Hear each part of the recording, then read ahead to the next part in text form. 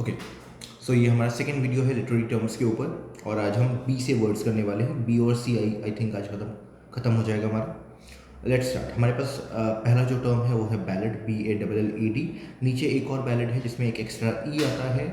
सो ये बैलेड कौन सा है जो डी वाला है? ये है is a type of poem. It's a type of poem that tells a story. एक ऐसा पोएम जो एक स्टोरी बोलता है ना, and was traditionally set to music.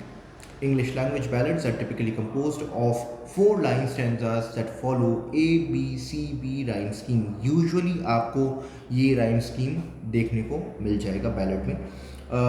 देखिए पहले क्या था, बहुत पहले की बात है, तब ना लोग इतना राइटिंग में बिलीव नहीं करते हैं ना। वो उनको जो इन्फॉर्मेशन पता है, जो उनको स्टोरीज पता है, they instead of writing they used to just say, है ना, वो जस्ट ऐसे वोकली पास डाउन कर देते थे। सो होता क्या है कि अगर वोकली पास डाउन कर देते हैं तो वो नेक्स्ट जनरेशन सुनता है, नेक्स्ट जनरेशन सुनता है, और इस तरह से ढेर सारे चेंजेस भी आ जाते हैं। तो ये जो बैलेट है ये भी वैसा ही है ना। ये वोकली ट्रांसफ़र होता था एक पर्टिकुलर पर्सन से नेक्स्ट जो उसकी जनरेशन है उनमें। So ballad is a type of poem that tells a story, और इसे म्यूज़िक में सेट किया गया है ताकि बहुत ही ईजीली, अगर म्यूज़िक में रहेगा तो जो सामने वाला पर्सन है वो ट्यून में, राइम स्कीम में वो सब याद कर लेगा, है ना। उसको उतना ट्रबल नहीं होने वाला, वो वर्ड्स मिस नहीं करेगा। एनीवे, नेक्स्ट है आपका BALLADE। अब ballad is a form of lyric poetry. आपको पहला वाला बैलेड याद है, अब ये वाला देखिए, एक लिरिक पोइट्री है that originated in medieval France. तो ये पुरानी बात है। Ballads follow strict rhyme scheme. इसका राइम स्कीम स्ट्रिक्ट है। क्या है?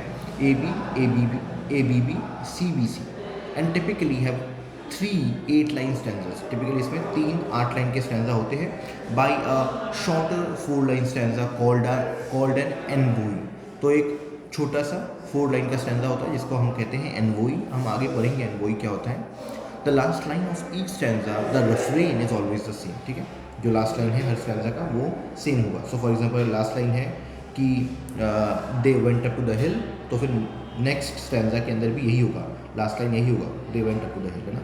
ये बार बार रिपीट होता रहेगा। चलिए, नेक्स्ट है आपका बिल्डिंग्सटोमन। ये टाइप ऑफ नॉवल है, बहुत ही इंपॉर्टेंट है। जो ये वर्ड है बिल्डिंग्सटोमन, जो एक टर्म है बिल्डिंग्सटोमन, ये बहुत ही इंपॉर्टेंट है। नाउ क्या होता है ये? Bildungsroman is a genre of a novel that shows a young protagonist's journey from childhood to adulthood, है ना।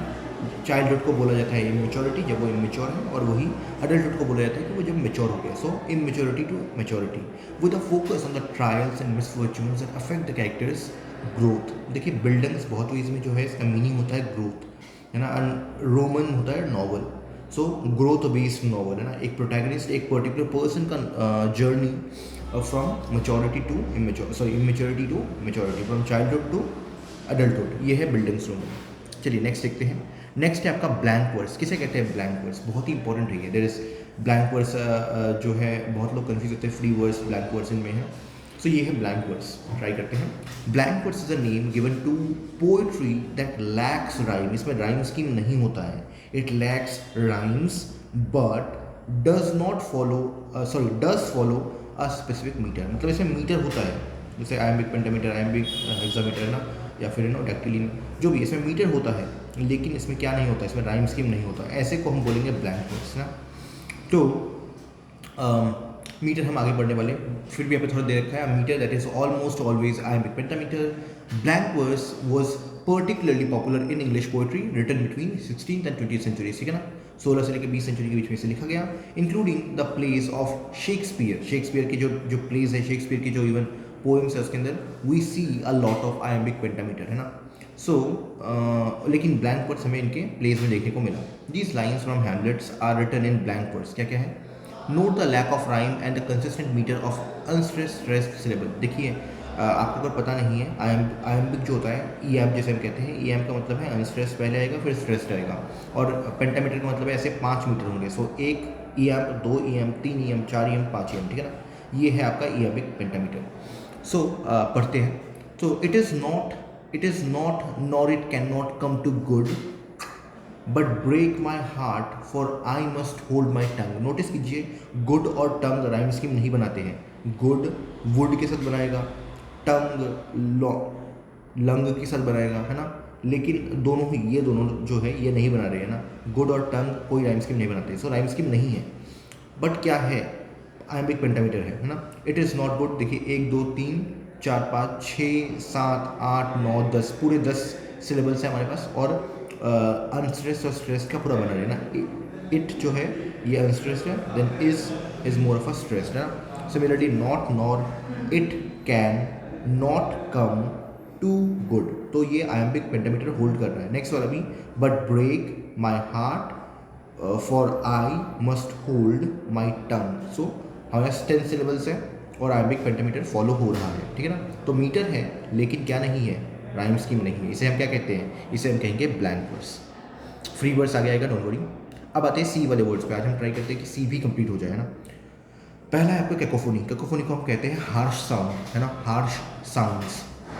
A cacophony is a combination of words that sound harsh और unpleasant together। साथ में इनको अगर आप बोलो तो बहुत ही harsh लगेगा, soft नहीं लगेगा, sweet नहीं लगेगा, harsh लगेगा। Usually because they pack a lot of percussive और explosive consonants। क्यों? क्योंकि इनके अंदर इन वर्ड्स के अंदर आपको यूजुअली एक्सप्लोसिव कॉन्सोनेंट्स मिल जाते हैं। कौन कौन से होते हैं ये? यूजुअली होते हैं PTK, TPK, है ना, PTK, TPK। सो जब आप बोलते हैं टी, है ना, नोटिस कीजिए अंदर ना बम फट रहा है। जैसे आप बोलेंगे टी, देखिए यहाँ पे आपके जो लंग से जो हवा है वो यहाँ पे रुक जाता है ना। ये देखिए टंग के जस्ट यहाँ पे ना, टंग के यहाँ पे वो हवा आप स्टोर करते हैं और फिर एक बार में उसको छोड़ते हैं। टी, टी, है ना, बम फट रहा है, टी। नेक्स्ट सेम पी, प, है ना। तो पिछली बार आपने टंग से रोक रखा था हवा, इस बार आप लिप से रोकने वाले हैं। पी, पी, है ना, बम फट रहा है। देन इज के, के, इट्स लाइक यहाँ पे अपने स्टोर करके रखा था के, है ना, इट्स लाइक के, बम फट रहा है। तो इसे हम कहते हैं एक्सप्लोसिव कॉन्सोनेंट्स, है ना। इनटू रिलेटिवली लिटिल स्पेस, तो ये बहुत ही कम स्पेस में हम लोग इन वर्ड्स का उच्चारण करते हैं। कम स्पेस यहाँ नहीं, कम स्पेस मतलब एक वर्ड के अंदर बहुत ही कम स्पेस के अंदर दोनों एक्सप्लोसिव कॉन्सोनेंट्स होते हैं। सो हमें जब उनको प्रोनाउंस करते हैं तो बहुत ही हार्श साउंड निकलता है ना। कंपेयर टू अगर हम वॉवल्स बोलेंगे तो बहुत ही सॉफ्ट निकलेगा ना, बिकॉज कहीं पे कोई ऑब्स्ट्रक्शन नहीं है ना, आपके मुंह पे कोई रोकता नहीं है। देखिए कोई ऑब्स्ट्रक्शन नहीं है, कहीं पे आपका हवा जो है वो रुक नहीं रहा, तो वो बहुत ही स्वीट साउंड्स होते हैं, बहुत ही सॉफ्ट साउंड्स होते हैं कंपेयर टू ये PTK। चलिए नेक्स्ट, यहाँ पे एग्जाम्पल दे रखा है। For example there is this book tiki tiki tembo. इसके अंदर बहुत ही लंबा, बहुत ही we have a very cacophonous name जो कि हार्श साउंड वाला है। टिकी टिकी टेम्पो, टेम्बो, नो, सारिम्बो, हारी कारी, बुशिकी, पेरी पेम, दो, हाई काई, पॉम पॉम, निकी, नो, मेनो, दोम, बाराको। Anyway let's move on. Next है केशोरा। ये बहुत ही इंपॉर्टेंट है, जब भी आपको जो है एनालिसिस करना होगा तो आपको ये देना होगा, है ना। केशोरा क्या होता है? ये होता है पॉज। कोई भी आप पॉज लेते हैं, that is caesura. A caesura is a pause that occurs within a line of poetry. तो देखिए दे आर ट्राइंग टू से, ऐसा नहीं कि लाइन खत्म हो गया एंड देन जो फुल स्टॉप आता है आप उसको केशोरा बोलने वाले हैं, नहीं। आप केशोरा बोलने वाले हैं अगर एक लाइन के बीच में कहीं पे कोई पॉज आता है, कुछ भी आता है ना, पॉज आता है, तो it's a caesura. Usually mark by some form of punctuation such as period हो सकता है वो, कॉमा हो सकता है वो, एलिप्सिस हो सकता है वो, डैश हो सकता है वो, कुछ भी हो, है ना। A kishora does not have to be placed in the exact middle of a line of poetry। वो लाइन के स्टार्ट होने के बाद से एंड होने तक कहीं भी हो सकता है। It can be placed anywhere after the first word and before the last word of a line।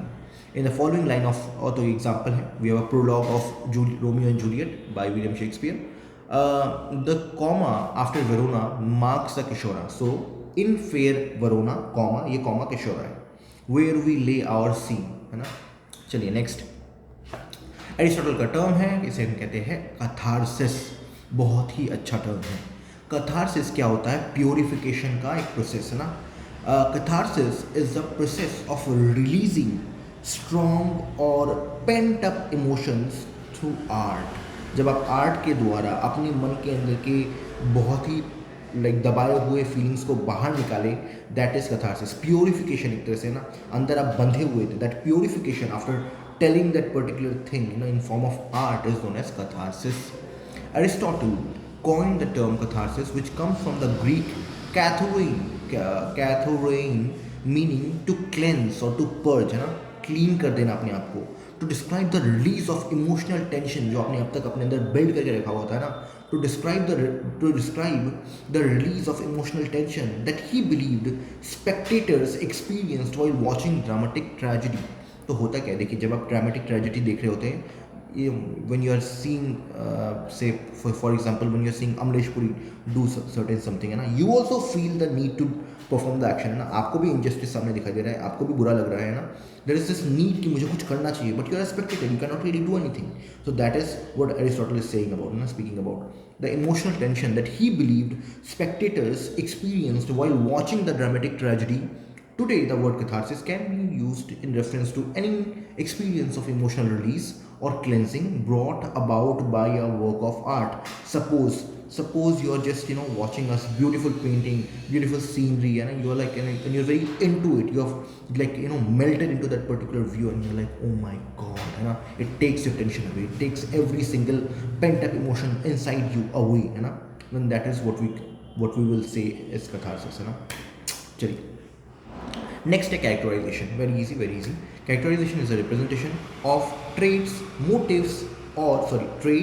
Motives and psychology of a character in a narrative. जब आप एक नॉवल पढ़ते हैं, ड्रामा पढ़ते हैं, नरेटिव पढ़ते हैं, उसके अंदर एक पर्टिकुलर कैरेक्टर, वन वी से कि ओके कैरेक्टर स्केच बताइए, व्हाट डू यू से, है ना, ये किस तरह का पर्सन है, क्या करता है, कैसे एक्शन है, ब्ला ब्ला ब्ला, है ना. सो दैट इज, ये आपने क्या बोला है, ये आपने बोला है इसके ट्रेट्स क्या क्या है ना, उसके मोटिव्स क्या है, उसका साइकोलॉजी क्या है, उस पर्टिकुलर पर्सन का, कैरेक्टर का. That is what is known as characterization. ठीक है. Characterization may occur through direct description in which the character's qualities are described by a narrator, another character, or by the character him or herself. ठीक है ना, himself or herself. It may also occur indirectly, in which the character's qualities are revealed by his or her actions, thoughts or dialogues. हर तरह के एक particular person के बारे में हम जानते हैं. जब आप जानते हैं एक पर्टिकुलर पर्सन के बारे में किसी भी सोर्स से, that is known as characterization, है ना. Just to know about a particular person, know about a particular character, है ना, कि वो कैसा है, क्या उसके एक्शन से, मतलब उसके एक्शन से कभी कभी रिवील हो जाता है, कोई उसके बारे में कुछ बोलता है देन रिवील होता है, मे बी हम ऑथर ही पहले ही बोल देता है. सॉरी, ढेर सारे वेज हैं. ओके, नेक्स्ट है चाइसमस. बहुत ही अच्छा ये टर्म है और इम्पॉर्टेंट भी.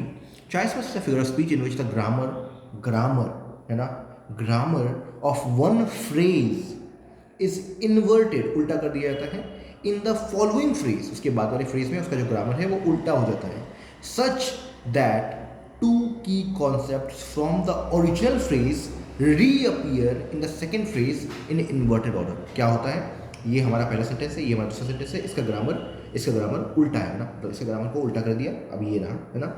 और इसके दो टर्म्स इसमें भी है और इन्वर्टेड फॉर्म में ही है. सो इट्स लाइक आपने एक यहाँ पे सेंटेंस लिया और सामने यहाँ पे मिरर रख दिया, है ना. Get the point. तो अब एग्जाम्पल देखिए, she has all my love. ठीक है, she has all my love, my heart belongs to her.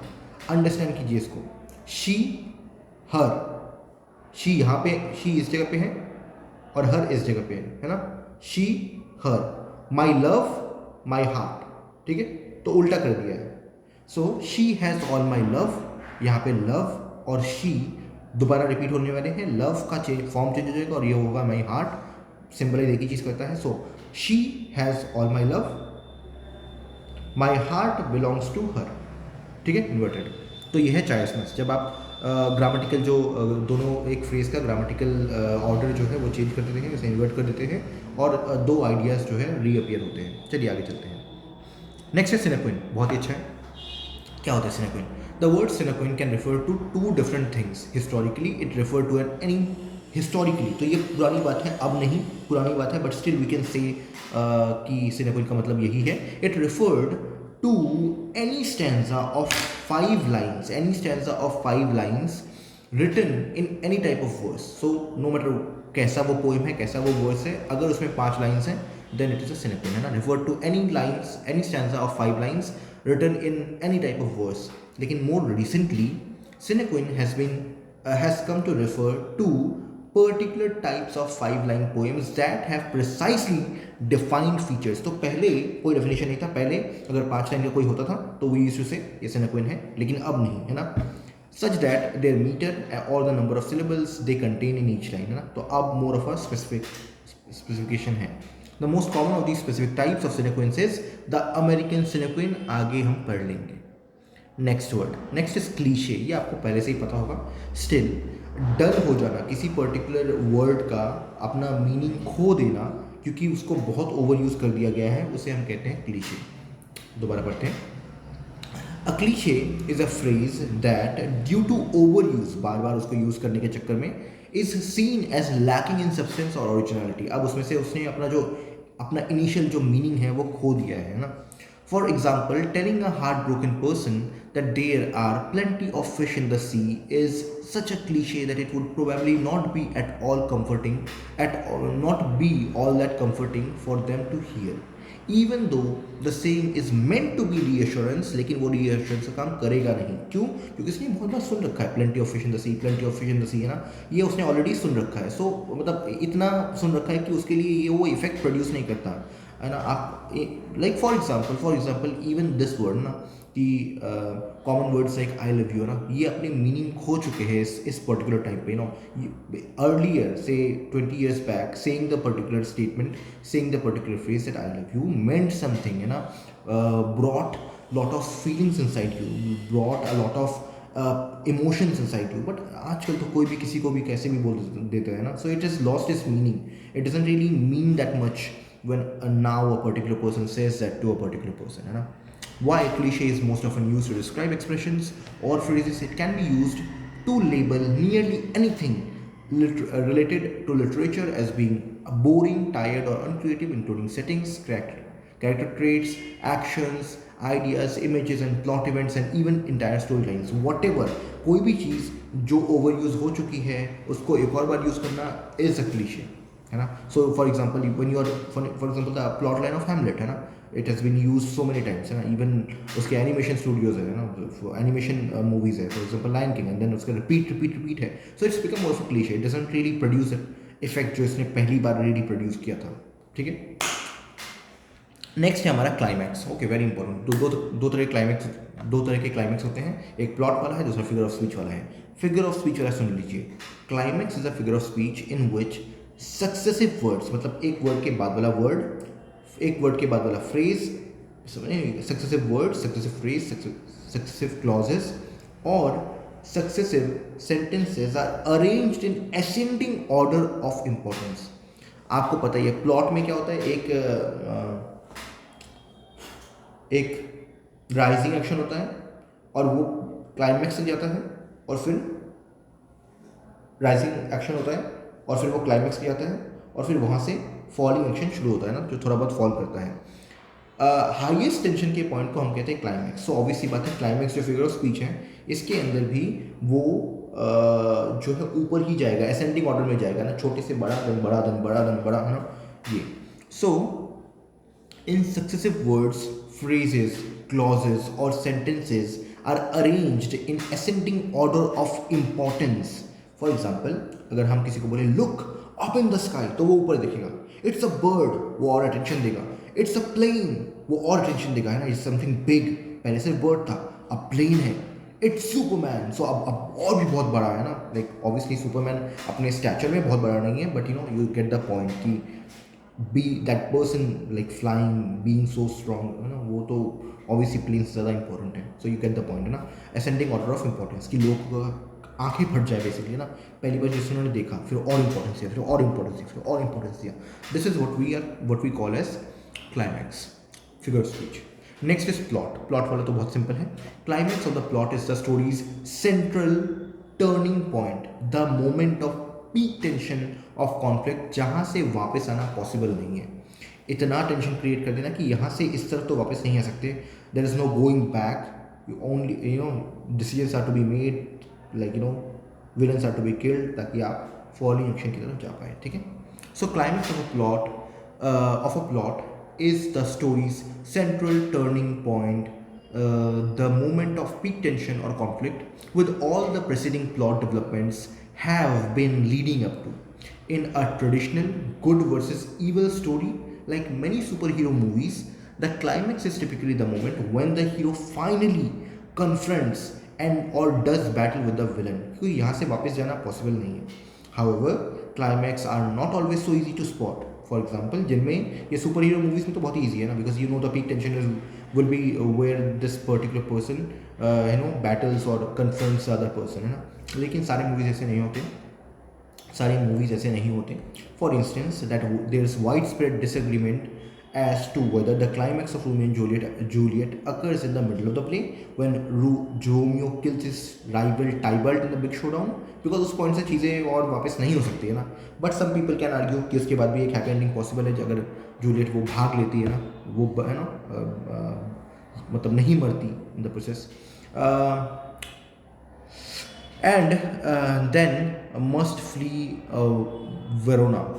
Or at the end of the play, when Romeo finds Juliet unconscious and thinking her dead, kills himself by drinking poison. So it's a matter of like कि ये आपके ऊपर है ना कि what do you consider the story to be. For example, some people can say कि हाँ अगर वो नहीं मारता उसके दोस्त को, उसके कज़न को, then there's a good possibility कि वो दोनों की शादी हो जाती है. So if you're focused more on क्योंकि शादी होनी ज़रूरी है, then मतलब उस मोमेंट पे जहाँ पे फैमिली जो है साथ रहे, तो आपकी स्टोरी वहीं पे वही आपका क्लाइमैक्स है, क्योंकि वहाँ से आपका ये स्टोरी तो नहीं हो रहा है ना जहाँ पे दो फैमिली मिल के शादी कराएंगे. लेकिन अगर आपके माइंड में सिर्फ इतना है कि नहीं लैला मजनू एक साथ हो जाए, मतलब रोमियो एंड जूलियट जो है वो एक साथ हो जाए, बाकी लोग जाए अपना काम करें, तो फिर ये आपका ये जो नेक्स्ट वाला है ये आपका हाईएस्ट टेंशन है, क्लाइमैक्स है. क्यों? क्योंकि एक बार उसने जब जहर पी लिया अब तो वापस नहीं, अब तो वो मर गया ना. लेकिन वहीं पे कुछ लोग अगर आप अदर वर्ल्डली है तो आपके लिए ये भी क्लाइमैक्स नहीं है. So it depends a lot on कि कौन वो पर्सन है जो उसका पर्सपेक्टिव क्या है इस पर्टिकुलर सीन को लेकर, इस पर्टिकुलर प्ले को, ड्रामा को लेकर. Okay, next is colloquialism. क्या होता है? Is the use of informal words जो फॉर्मल नहीं है ना. स्लैंग इसमें आते हैं, इसमें अदर वर्ड्स आते हैं ना.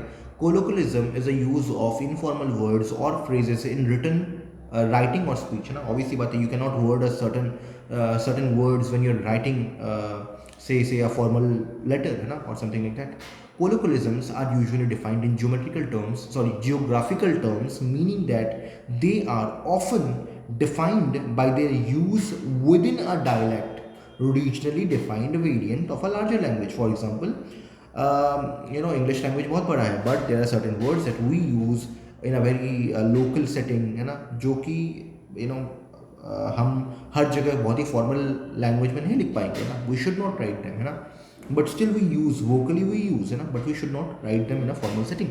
सो उन्हें हम कहते हैं कोलोक्विलिज्म्स. कोलोक्विलिज्म्स कैन इंक्लूड अफॉरिज्म्स, इसके अंदर इडियम्स हो सकते हैं, इसके अंदर प्रोफैनिटी हो सकती है, इसके अंदर अदर वर्ड्स हो सकते हैं जो भी.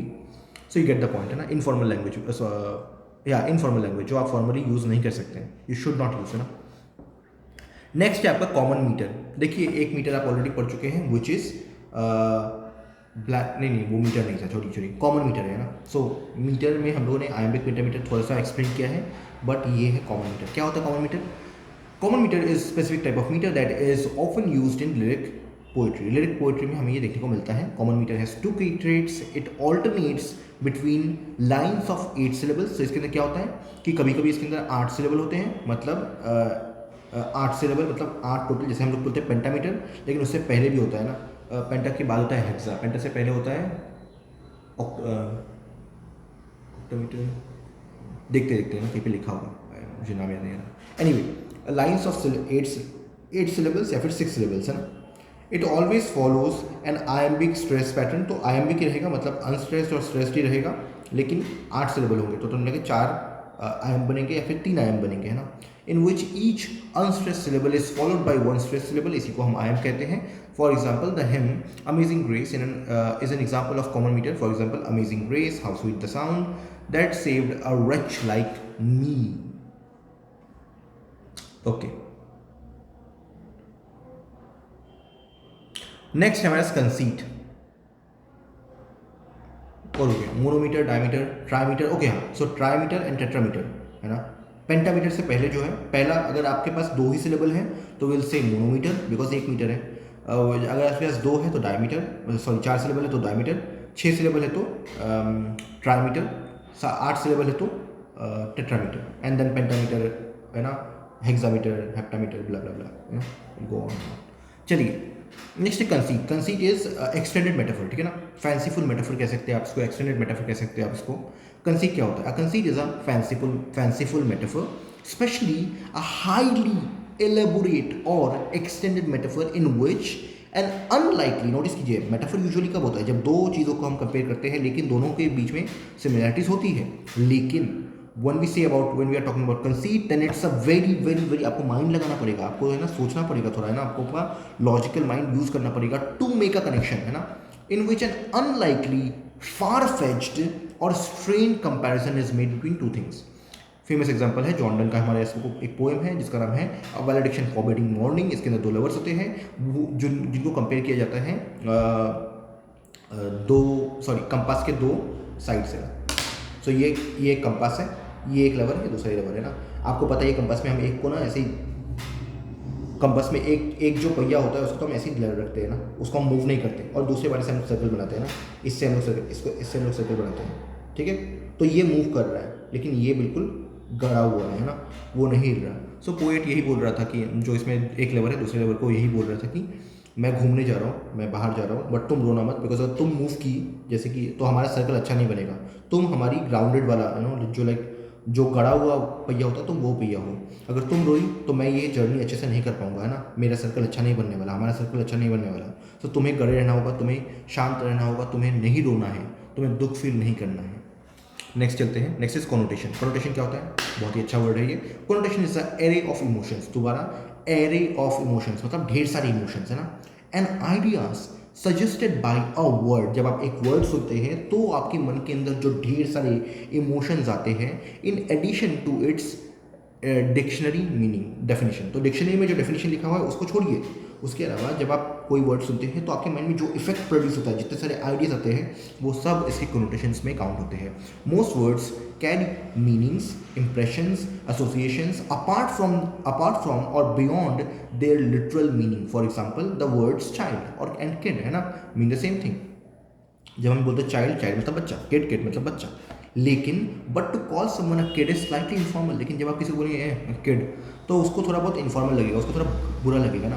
इफ यू से कि इज अ चाइल्ड, उसको बुरा नहीं लगेगा, it seems like more of a offensive नहीं है। But when you see someone a kid it seems a bit more offensive, है ना, you get the point. But to call someone a kid is slightly informal and therefore disrespectful connotation.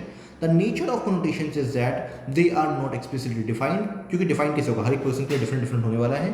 So they can be used in both purposeful and accidental ways to convey subtle meanings or subtext. You might call someone a kid on purpose to imply some disrespect, or you may do so without realizing the connotation of your words. ऐसा बहुत बार होता है कि ऐसे connotations जो है इसमें लोग फंस जाते हैं, बिकॉज कभी कभी तो ये इंटेंशनल होता है कि मैं चाहता ही हूँ तेरे को रिस्पेक्ट करना, सो आई विल से कि यूर अ किड, है ना। बट कई बार जो है if I am very innocent, I do not know really कि यू नो क्या ही इसमें प्रॉब्लम है, so I can say kid and you might get offended, but you know I have no idea कि I have no intention to offend you and still like offend हो गए, है ना। चलिए 2 और बाकी रहते हैं। एक है कॉन्सोनेंट्स। क्या होता है कॉन्सोनेंट्स? आपने एसोनेंस ऑलरेडी कर रखा है, ये कॉन्सोनेंट्स में कॉन्सोनेंट साउंड रिपीट होते हैं। So consonance is a figure of speech in which the same consonant sounds repeats within a group of words. Example क्या है? An example of consonants is traffic figures on July 4th to be tough. T इसमें आप count कर सकते हैं, F इसमें आप count कर सकते हैं, दोनों ही कॉन्सोनेंट्स हैं और दोनों ही रिपीट हो रहे हैं। ट्रैफिक FF, है ना, फिगर्स 4th, है ना, और अगर हम T की बात करें ट्रैफिक, या T की बात हम नहीं करेंगे, है ना, बिकॉज टफ लास्ट में है, 2 लास्ट में है, सो विल से कि इसमें F है। लास्ट है कपलेट। कपलेट क्या होता है? कपलेट 2 लाइन, है ना। Couplet is a unit of 2 lines of poetry. जब भी आप देखते हैं, फॉर एग्जांपल आप सोनेट के अंदर, स्पेशली शेक्सपियरियन सोनेट के अंदर आप देखते हैं कि you will have 4 line and then last 2 line. वो जो 2 लाइन है वो एक कपलेट है ना। So a couplet is a unit of two lines of poetry, especially lines that use the same or similar meter, है ना, iambic pentameter है तो दूसरे वाला भी iambic pentameter ही होना चाहिए, form a rhyme, उसमें rhyme scheme होना चाहिए, और are separated from other lines by a double line break. So double line break क्या होता है कि हमें दिखता है ना, 4 लाइन यहाँ पे लिखे हुए हैं, देन गैप है, ब्रेक है, देन 4 लाइन है, ब्रेक है, 4 लाइन है, देन ब्रेक है, 2 लाइन है। ये सोनेट होता है ना, जो शेक्सपियन सोनेट है वो ऐसे ही बटा होता है, 4 4 4 देन 2। वो जो 2 है उसमें लाइन ब्रेक होता है, हाँ होता है, क्योंकि 4 के बाद एक गैप होता है, फिर 2 लाइन से दिखाते हैं। दोनों लाइन के अंदर राइम स्कीम होता है, हाँ होता है। दोनों लाइन के अंदर सेम मीटर होता है, हाँ होता है। तो इसे हम कहते हैं कपलेट। ओके, सो बी और सी यहाँ पे कंप्लीट होते हैं। नेक्स्ट टाइम जब हम मिलेंगे तो हम डी कर लेंगे। Thank you for watching. यहीं पे हम आज का जो सेशन है वो एंड करते हैं।